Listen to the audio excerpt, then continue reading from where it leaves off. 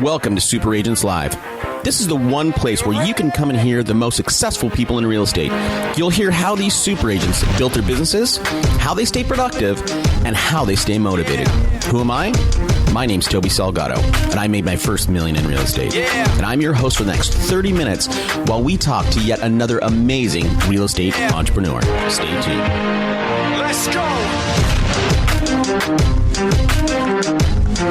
Yeah! Hey everybody, what's up? How's it going? Hopefully you're crushing it, man. It's summertime, and I'm sure you're super busy. Thanks for tuning in to this show. Before we get to today's episode, I want to cover something. When we first started this show back in 2013, and by the way, man, I appreciate every single one of you guys. Since pretty much since our launch, we have maintained a top 100 show in the business category on iTunes, right? Hundreds of thousands of other podcasts we're competing against, and we are consistently a top 100 show in the world. Pretty amazing. Pretty amazing. Now, when we launched, I'd get a bunch of emails from people, especially other business people, and they're like, Toby, why do you do it? How do you make this worth your time? Why did you set out, what's in it for you? And I'll tell you something, it's super fun to do the show. But what we set out to do is we wanted to bring you guys, this audience, all the strategies that big brands are using to grow their business. So we wanted to take those strategies and apply them to small or small-ish businesses. We wanted to be the place where you go get advice, where you learn new strategies from people you trust, and as well as be the go-to company to grow your business. Now, we've launched, I guess, chunks of this stuff, right? So, obviously, if you want to get on radio or TV, we do that. If you want a mobile strategy, Viralcast, we do that. Now, the last piece that we are now rolling out is the digital piece, right? You need to grow your business. You need to be offline. You need to be online, right? There's such a spectrum of things you can do, but what works? Where are you going to get a return on your investment? Where are you going to get a return on your time invested? So we are launching, and this is we're right now building a website, Scout Media Group. Now, Scout Media Group is going to be the online piece of what we do. We're primarily going to focus on buying Facebook ads because that's where it's the low cost right now. That's where the low hanging fruit is. I'll tell you a story of why we're launching. Normally, we launch one thing per year, right? Radio, then Viralcast. We're launching this a little bit early, and I'll briefly tell you why. We feature a company that does this on the show not too long ago, and we got him a ton of clients. And I when I realized how many of you guys were using this company, and I won't say who or what their names, but they're good guys, but they're just not cutting it. I went to those and I said, hey, look, you got to launch a campaign for us. I need to know that you guys know it inside and out. I know that you guys know the mechanics, but there's more than just the mechanics, right? There's nuance in terms of image use, copywriting, deployment times, deployment days. So they built me a campaign, and there was a lot to be desired, especially when it came to the creative side of it. They knew the mechanics, but the other nuance, the 80-20, the 20% that really is the juice, I don't know. I don't know if they just didn't know it or just didn't execute. Either way, we felt like it was time to launch. So if you guys have been thinking about launching a digital component to your business, send me an email and we'll chat. We'll see if we're a good fit. All right. Hey, that's it. Let's get to the show. We recently had Melanie Pichet on, if you've been listening to the show, and Melanie out of Canada somewhere, huge content. She has built her business. She's doing 300 or 400 deals a year by creating content. I got tons of feedback from that, and we wanted to bring on somebody else who is an expert at content creation, lead generation. He's an author who recently wrote The Foundation. His book focuses on personal branding, business branding, and web presence all around the real estate world. I'm thrilled to welcome Chris Kraft. Hey, Chris, thanks for taking the time out. Hey, thank you so much, Toby, for having me. So listen, I want to talk about your ideas around, content creation and distribution. But before we get there, I'm always curious about the guy, man. So tell us a little bit about who Chris is. First and foremost, I'm a Christian. I love Jesus Christ, and he has my heart. I'm originally from Houston, Texas, born and raised, so I love Texas and barbecue, but fell in love with the Southeast when I moved to Atlanta for college in 1997. So I'm a proud Morehouse Tiger and Georgia Tech Yellow Jacket. And I got my start, honestly, in the music industry. I'm sure you know my friend Rivers Pierce over at Boomtown, but we talk a lot about music. And my first venture out of college was an independent record label, and that's where I built up my marketing chops, eventually transitioned in 2010 to having my own agency where we did focus on content creation and content marketing for real estate professionals, namely independent brokerages. And like I told you a little bit earlier, I took all that experience over the last several years creating content for brokerage firms, and I put it into this book. Okay, so you starting your independent label. You got to be scrappy, right? I mean, you don't have a big war chest to go out there. How would you break down? I mean, I think when people think of content creation, for some reason, I think they default to blogging, right? But there's tons of, we're creating content right now. And there's different, maybe break down how you see content, and then we can talk about creation and specifically, the different sort of platforms or fissions that are out there. Sure. So let's start macro. So content is anything that appeals to the experiencer's senses, whether it's through audio or visual, and that communicates a specific point, right? Drilling in, content is about voice as well. And this is where a lot of people get tripped up. You have your unique voice. I have my unique voice. And the people who do content well, they just don't communicate information. Anyone can rattle off information, but it's how they communicate it and in what way and what specific, flavor or seasoning they bring to it. So, yeah, content is anything that appeals to the senses, that communicates a specific message in a unique way. Right, and the different forms of distribution, right? Could be video, it could be audio, podcast, it could be blogging. I think that voice thing. We have a podcast production company called Viralcast, and one of the most difficult things I find when people are starting their own podcast is finding that own voice. I think when people think of content, Chris, they're hesitant to really jump all the way in for that one reason. Like, what do I say? How do I say it? But also they're concerned about the timeline for it to hit, right? If I start blogging, I'm not going to see any results for 2 years. Talk to us about the different forms of distribution, and then, how do you speed up that process of actually making an impact? So I'm very transparent in the book about leveraging the people on your team.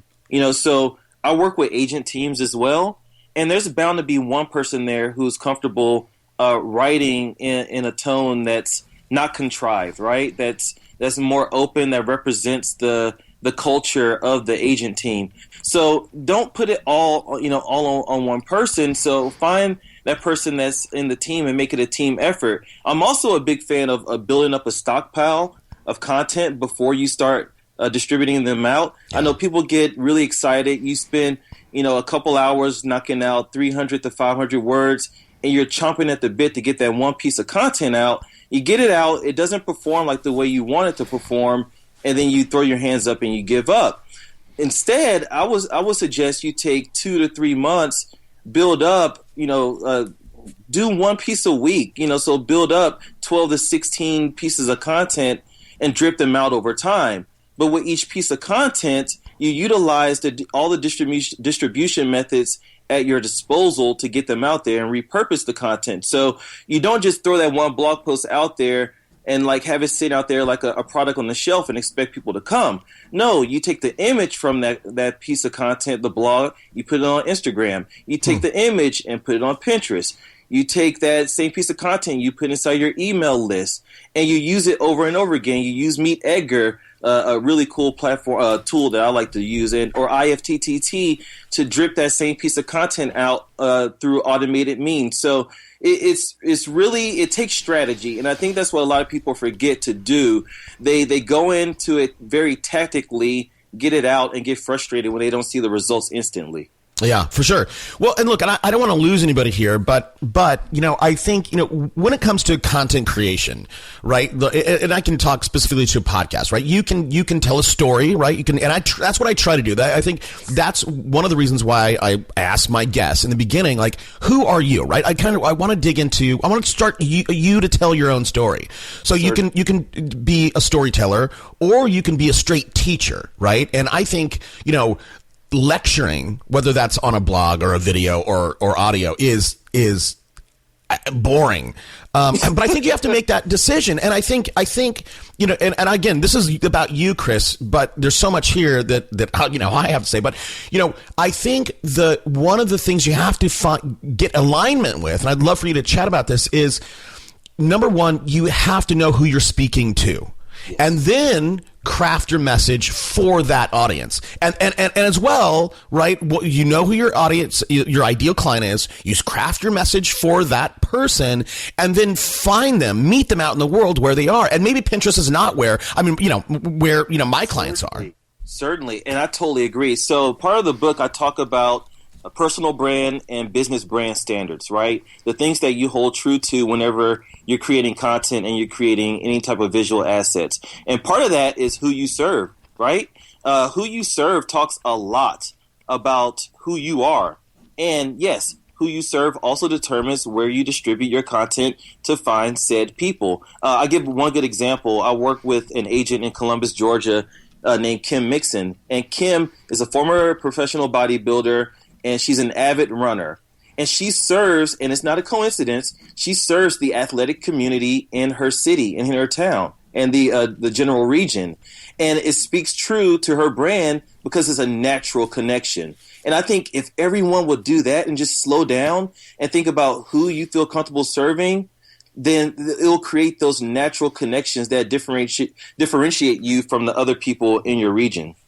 Well, and I think really what you're saying, and correct me if I'm wrong, Chris, but I think really what you're saying is, this points back to authenticity, right? Yes. You need to be authentic, right? So if your authentic self is as of a bodybuilder, you know that world, you know how to speak to those people. And I think that's one of the most challenging things for people. Look, I think if we look right now at the political climate, and we're recording this in June 2016, yep. Hillary just got nominated, Trump is out there.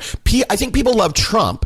Not necessarily for what he stands for, but because the guy is authentic. He is authentically him. Love him or hate him, right? You go, I kind of like what the guy stands for. Yeah, he lets it all hang out, and that's what helped him in his business career. It helped him in his transition into celebrity, and obviously is ringing true in his political career too. I won't disclose who I'm voting for or not voting for, sure. But you're right. You are totally right about transparency and authenticity with him. But again, do you think with all the people that you have worked with in the past, Chris, do you find that people are hesitant to lift back the kimono and go, hey, this is who I am, right? This is what I stand for. Because I think even though you're not going to disclose who you vote for, and I could care less, I'm very much a Trump guy. Because that's just how I lean on, that's the side I lean. Certainly. But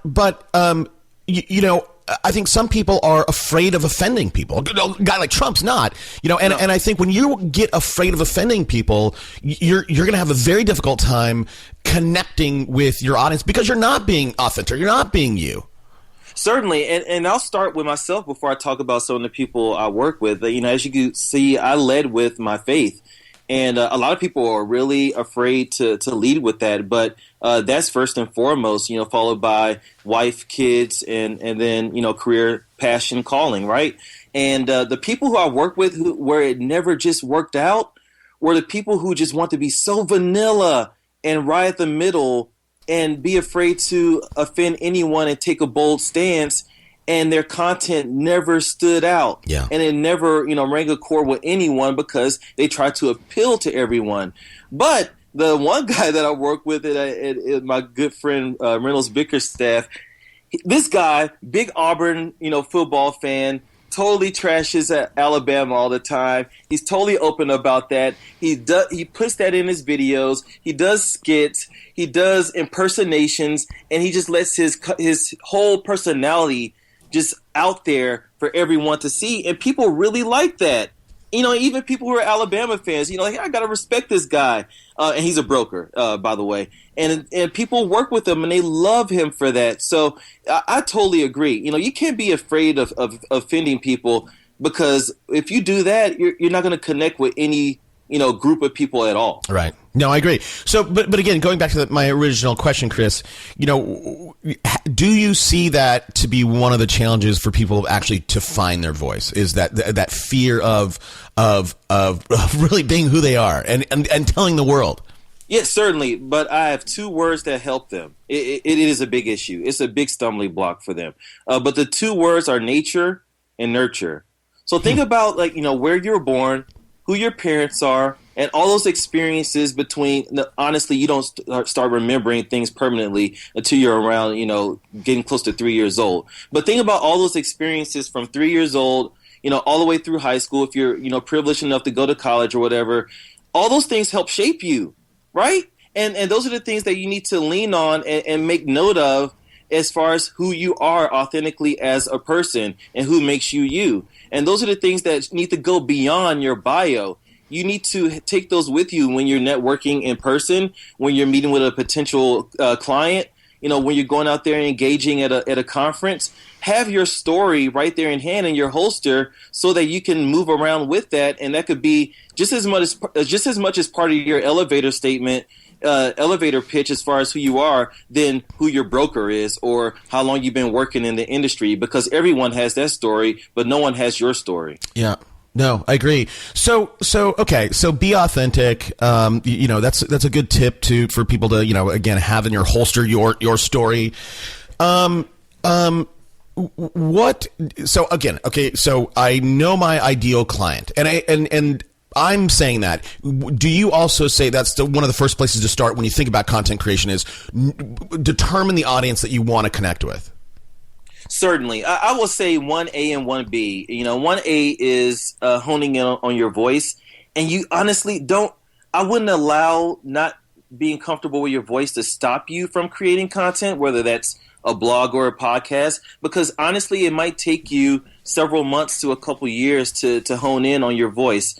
I could throw that question back to you. When you first started Super Agents Live, is it the same show that it is today? I don't know. But I will say yes. 1B is your target clientele and who you serve, because when it comes down to it, when you're helpful and when you're in the process of helping people and you see the satisfaction on people's faces after they are helped by you, that's what you work for, right? Some people might be motivated by money, but at the end of the day, you have to serve people in a great way in order for you to be successful in the long term. Yeah, and I'll answer that question. I'll tell you what. So I very quickly. This is the same show. We're at 200 and something episodes that we've released. I probably have done 400 plus interviews, but probably at episode 20 something is when it broke loose. And I'll tell you how it broke loose. It broke loose. I had Mike Ferry on the show. And I at the time, I had a list of questions. It was very kind of scripted.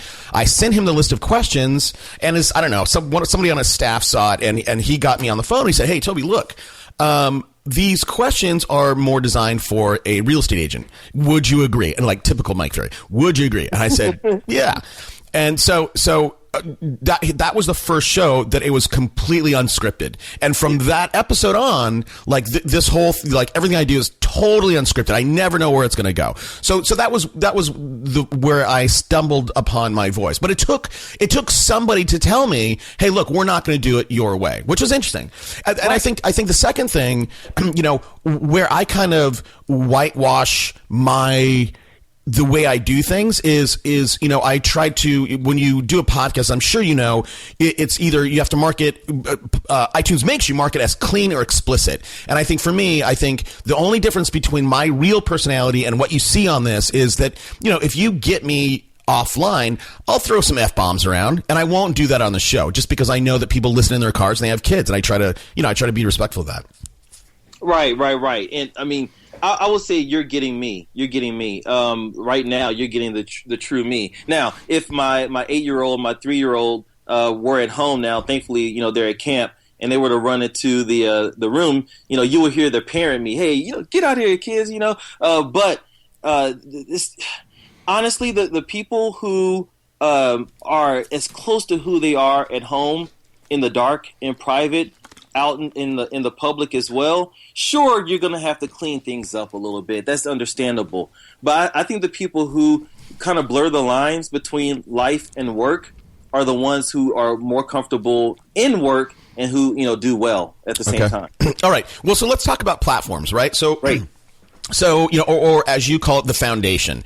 So, and I do think that everybody should have a platform or a foundation that they own, right? I think it's critical to do that, because if you start to disseminate your messaging on other people's platforms, meaning Facebook or Twitter or LinkedIn or whatever, things change, right? Things go away. And if you build your platform or foundation on somebody else's platform, you are at risk of losing everything you built. So we are 100% alignment in that. So let's talk about, now you said create a piece of content and then disseminate it, distribute it in every way possible, right? So the written form blog, maybe an audio form podcast, video on YouTube. Is there, in terms of getting traction, which one do you think it's easiest to get, assuming we're good at it, which one is the easiest to get traction on, do you think? So certainly, to answer it directly, I really believe is the blogging, the content distributed directly to Facebook, boosting the junk out of it, and then also sharing that content with, if you've been blessed enough to be able to build up an email list, because email is still the most direct and consistent way to engage people. Yep. And get them to open if you're savvy enough with headlines. That's a whole nother topic. Yep. So I think those two tactics are the top two. But I'm a big believer overall, just kind of zooming out a little bit, in the hub and spoke model of digital marketing, which is where you own the center of it, the hub, which is your website, where your authentic content is, your original content rests, and then you use the marketing channels at your disposal to send content through those channels. And that could be anything from Facebook, it could be your email channel, it could be your podcast, it could be your YouTube channel, for the express purpose of getting the people that are out there at the end of those spokes to come back to your site, to your hub, right? Where you own and where you can further engage them and nurture them in the future. And I talk heavily about that in the book. Okay, so let me ask you a question. So for me, we've played with long form. I love doing what we're doing right now. What I don't like doing is sitting down and writing a blog. I just don't have time to do it. Right. And I've played with that because there are show notes, which is basically a blog post that will accompany this. Right. But you know what? For me, long form or super short form, like. It doesn't change our downloads. It doesn't change our visits. And maybe I don't know. What's your take on that? So my take is, so thinking that I'm talking to an agent, right, or someone with some listings, I don't think there's anything better than very descriptive, hyper-local, keyword-rich content that tells people the do's and don'ts, what's hot, what's not, about a specific part of town. And like my friends at AdWorks say, we're going to stop talking about a zip code, and we're going to start honing in on neighborhoods, right? Yeah. So as hyper local as you can get, putting that type of content out there beyond just the spacious 4 bedrooms, 2 baths, right. Getting beyond the vanilla stuff that everyone does, I think that just reigns true. And that's why I was very transparent about it might not be the agent that's creating that content, but you better find someone to do it for you, who you help hone in on your voice for you, and basically become, in so many words, whether you have them as a ghostwriter or they get the byline, as long as the people who are searching for that specific keyword they're reading it and they're associating it with your personal or business brand, that's where you win.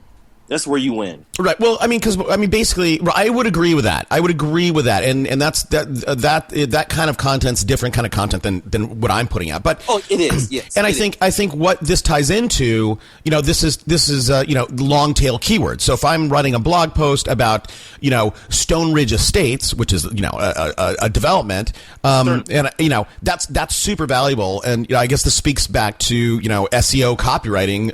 It is. And yeah. So maybe just take a minute and talk a little bit about that. If somebody doesn't quite understand, they've heard the term long tail keywords, and maybe just unpack that a bit. Certainly. So when people first, get into creating content, they want to be superheroes, right? They want to be the top of page one for homes in Los Angeles, and that's not realistic. But if you start to zoom in and get a little bit more granular, even without using the keyword planner tool, if you just go and do Google searches for, say, homes or apartments or condos in Huntington Beach for sale, going from beyond 2 to 3 words in your keyword to stretching it out to 5 to 6, you can find specific people who are looking for those type of listings that you have, or those type of properties that you're marketing, right? And this is all organic. This is all free. The only thing that you invest is in time. So you go from trying to create content for a very competitive keyword like Los Angeles or Atlanta homes to something that's a little bit more specific. One, you find a better chance of reaching the first page of Google. And two, you have a better chance of generating that lead, thinking that you have, someone who's going to find you because you start to target a little bit more of a specific niche in terms of search traffic. Okay. Do you, in terms of, we also have, I don't know how much you know about what we do. We have a radio arm. We put agents on radio. And one of the things I always tell people that do radio with us is, we're Chris Kraft, right? We do a commercial on your news talk radio station. People may remember Chris Kraft, but not your phone number. I always encourage people to buy an ad, right? A Google ad. So if they remember nothing else, they go Chris Kraft Realtor, and all of a sudden your ad comes up. Bingo. What could you, or do you, if I farm Stone Ridge Estates, should I, can I guess, look, I'm not doing this elegant at all. How do we, how can we marry our content with ad deployment?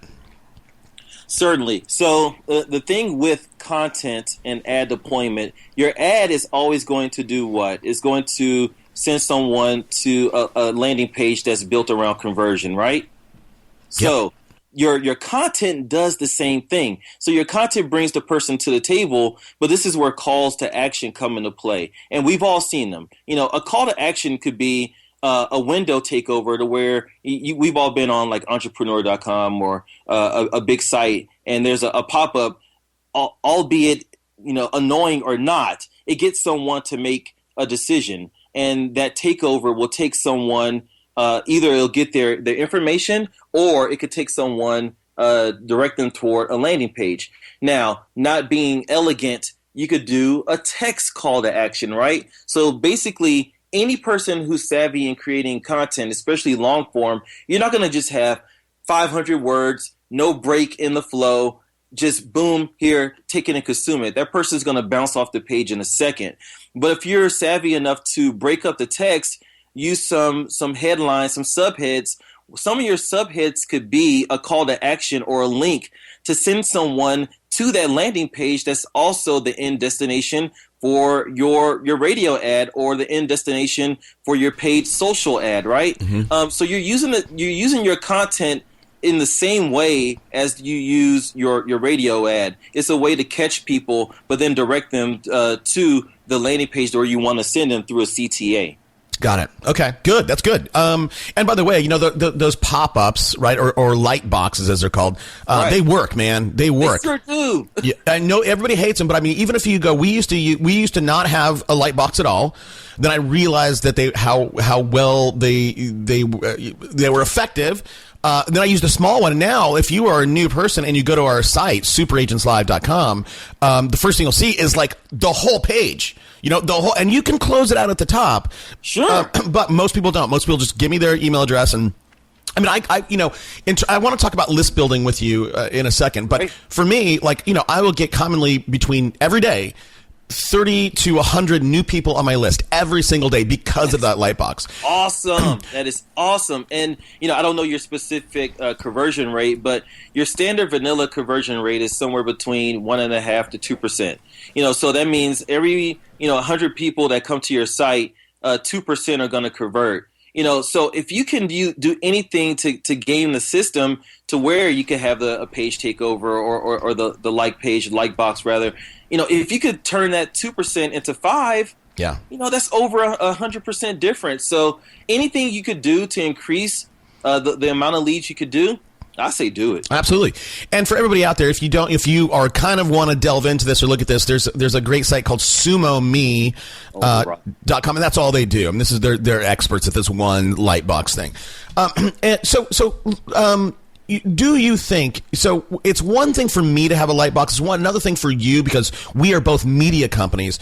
Certainly. Do you think for that realtor, that broker out there, is he going to get like a crazy amount of bounce? I mean, would you suggest that realtors use light boxes on their content? Yes. Okay, on their content, not their site. Not their site. Okay. No, negative on the site. Because when people come to the site, what they want to make sure they can search, right? So don't get in the way of people searching for properties. Now, it's debatable, and I would love to hear your feedback on this, whether you do just open search where people can search for as much as they want, or you do limited search. I've seen limited search to where it kind of caps the amount of queries people enter, and then it makes them make a decision on giving them the email address in order to search more. Right. But strictly talking about the like boxes, stick to your blog content. Okay, no, that makes sense. And I'll give you my take on that. I think that number one, this comes down to what kind of mindset do you have, right? Scarcity or abundance, right? So if you live in scarcity, you're going to go, whoa, I don't want to put up any friction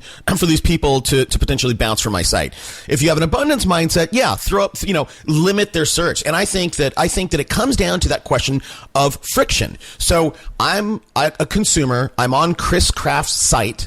I search a couple times, and then all of a sudden, I'm forced to if I want to continue searching, right, or drive a little bit deeper on that property that I'm looking at, to provide my name and email address. And I think it comes down to really asking that question for that consumer. What it causes them more friction, right? One, to just simply give my name and email address, or say, screw it, I'm not going to look at Chris anymore because of this, and close it out, and then search for a whole nother realtor and start the process all over again. So I think that even though you're providing a hurdle, I think there's less friction for that consumer to comply with a name and email address rather than close out and start the whole, start to search for a whole new realtor all over again. I totally agree, and I think it's totally worth the gamble, and I think that's why we're starting to see, the people who are really killing it in real estate, like they have a marketing abundance mindset, right? Chris Spiker, a really awesome agent, and his wife up there in Maryland. Yeah, they have an abundance digital marketer mindset, right? And I believe that's the mindset that I'm trying to get more agents and agent teams to embrace, right? in order to take their lead gen to the next level. Well, I think, man, this is a topic that, look, most realtors are not good marketers. That's it, right? Right. And I think really where there's opportunity for these people is for these realtors to start thinking like internet marketers, and almost nobody's doing that. The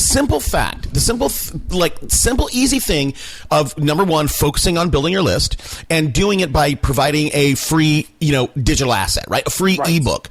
Well, how many realtors are doing that? Literally, like 0.005, right? Like almost nobody, even though I tell people on this show all the time, go write a book, 7 tips to get top dollar, right? 7 easy ways to increase curb appeal. Just go. It's crazy, right?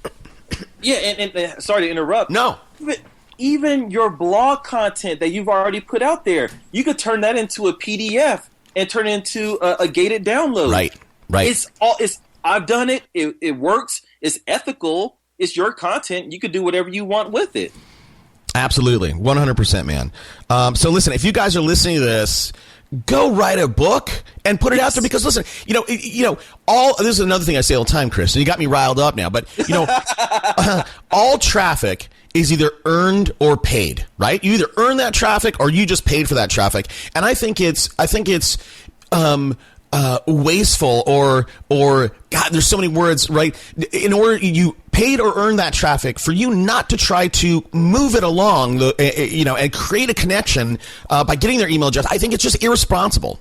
I totally agree, and I have to give my homegirl a shout out. I really believe Katie Lance, though she's not an agent, she's totally mastered repurposing her content. It's all fair game, and if we could get more agents thinking with that mindset, and I believe there's some people out there who are giving some good press to agents who are starting to think this way.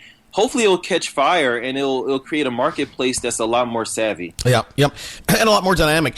I'll tell you, the Katie Lance, I met her once not too long ago, and oddly enough, she didn't know who I was, which was, I thought, was a little bit strange.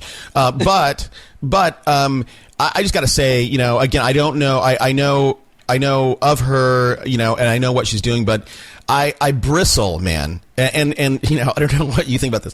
I bristle when people brand themselves as a social media expert. Like, that bothers me. Sure. Yeah, because I'll put it to you this way. Social is just an extension of who you are anyway. And I know we're talking tools and tricks and that could, somewhat set you apart. Just like with music, it's what comes from the inside. It's not really the instrument you use, right? Or the technology, the auto-tune. I think social is really not that hard. And I'm not trying to diss anyone. I think social is one of those things where if you're authentically you, and if you know how to blend reach the perfect balance of timely, live engagement and automation to leverage your time, you could do it. You could totally do it, right? And that's one thing I realized with my agency. When I first launched in 2010, we were doing social media marketing. When I started to see that, if you teach someone how to fish, sure, get paid for your time and then let them go and they have it, that's a win. So I kind of don't do the social stuff anymore. But I know that content is such a big barrier and it's a stumbling block for people. So that's where, I do my work and, and I'm paid well to do it. And, but yeah, social, that's a whole nother thing. Yeah. Okay. So look, in terms of tools, I want to ask you, this is what I want to ask you. I want to try to get this out because I don't know. I'd be surprised if what I'm going to ask you've ever been asked before. But when it comes to content creation, is there a formula or structure that people should follow? And let me give you kind of a nudge in the right direction. So for us, when we sit down to write radio ad copy, there's a very strict formula we follow, and it's a 4-part structure, and it's 1, offer. Right? What are we going to offer? Right? Guaranteed sale in 30 days, or Chris will sell your home for free. So offer.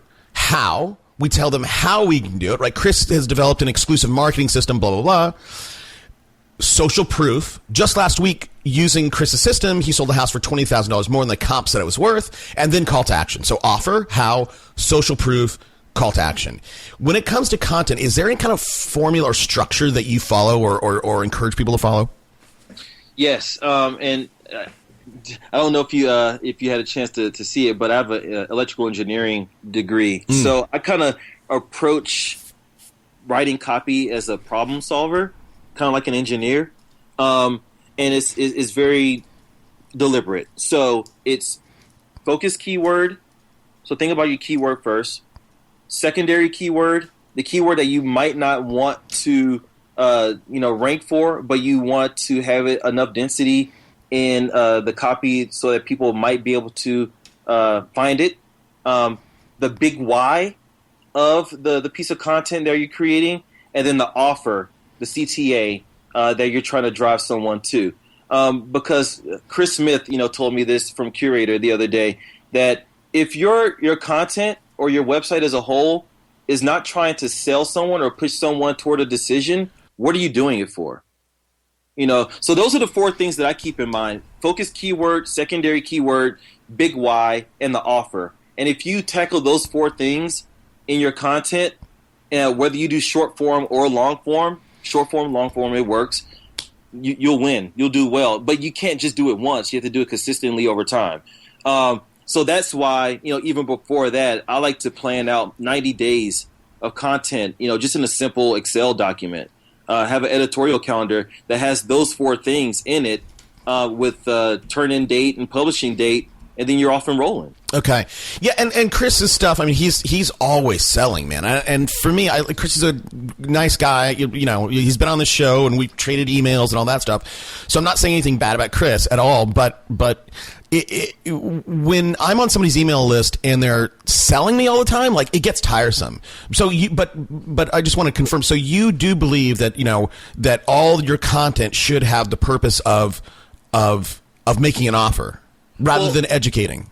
Well, see, that's the thing. The offer could be education as well. So if you read a lot of my content, the offer is to send someone to a content piece that further educates them, that further nurtures them. Okay. And it's, because I'm very much in the same belief as Gary Vee. You jab a couple times before you come out with the knockout punch. Yeah. And the jabbing is natural. You put time investing into the edification of the people who you want to be on your list, right? So no, the offer that's contained inside the blog post, I would say 80 to 90% of the time is not the offer where you ask someone to come out of their wallet. Okay. All right. Okay, perfect. Now, you said a word. You said balance, right? I mean, again, I don't want to talk about social, but to illustrate or ask this, I'll bring it up. We've all seen those agents when it comes to Facebook. They're all about, hey, new listing, and again, boring, right? So, when it comes to creating content, like, how do you balance that storytelling with business or educating with? I don't know if that's even a good question, but I know you know where I'm getting at. Yeah, so I would say in every industry, outside of real estate, I'm an 80-20 guy. 80% personal, in terms of your social, unless you have like a branded account. And honestly, a lot of the branded accounts are getting really, personal and funny too. Just building, engagement just on, non-business topics. But typically I'm 80-20, but for real estate, I'm 90-10. Because real estate is already has that stigma of, oh goodness, here we go, Jane Doe, real estate agent, or Jane Smith rather, real estate agent is, whenever she sends a tweet, it's going to be about a listing, right? So which to me gives an agent, more incentive in being more personal, right? So when people talk about balance, they think 50-50, but in an industry where people usually run rampant in trying to push people toward a listing, I think you need to do 90% personal and 10% salesy. Yep, I agree. I absolutely agree with that. Okay, we got to start wrapping up here now. Cool. throughout this book, throughout this interview, you've mentioned Gary Vee, Chris Smith. You've said some names. I always ask for a book recommendation. So what does a guy like you read, man? And here's the setup. I'm an aspiring agent. I have $25. What book should I go buy today? Can I go non-agent real quick? Sure. Don't get mad at me. Yeah, sure. I read the Bible every day, so that's my devotional. So, but when it comes to, I want to get agents out of the agent books, just for my interview. And I thought about this, a classic book about building relationships through digital means is Trust Agents by Chris Brogan and Julian Smith. Get that, and then to take it to the next level about igniting your content, going beyond publishing your blog posts or your podcast, but actually getting it out there through your channels and get people to engage with it, I will go with Content Code by Mark Schaefer. So those are the three. Got it. All right. Well, everybody, look, if you want to get Trust Agents by Chris Brogan, using the web to build influence, improve reputation, and earn trust, or the other code, what was the other one? Yeah, Content Code by Mark Schaefer. Content Code. You can get a free copy on us. Just go to audibletrial.com/superagentslive. Sweet. Yeah, man. Well, look, Chris, I appreciate the time for sure. If people want to learn more about what you're doing, where can people find you? People can find me at craftwrites.com, and that's where you can really learn about me as a person. That's craftwrites.com. And you can find out more about the book at thefoundationbook.com. And I love people engaging me on Twitter, and I'm on Twitter at craftwrites as well. Perfect, man. And if you go to craftwrites.com, sign up and receive a copy of my branding book for free. So go get Chris's book. Hey, bud, I appreciate you taking the time out of your busy day and sharing with my audience. Thank you, Toby. I really appreciate it as well. Got it, buddy. Talk to you soon. All right. Bye-bye. This show is produced by me, Toby Salgado, with help from our research team and production done by Viralcast. If you're building a team and want to make sure you're doing it the most efficient way, reach out to Corcoran Coaching. They coach 83 of the nation's top producing teams. And for our listeners, they'll give you a free business evaluation. Send an email to bubba@corcorancoaching.com and let them know I told you guys to call.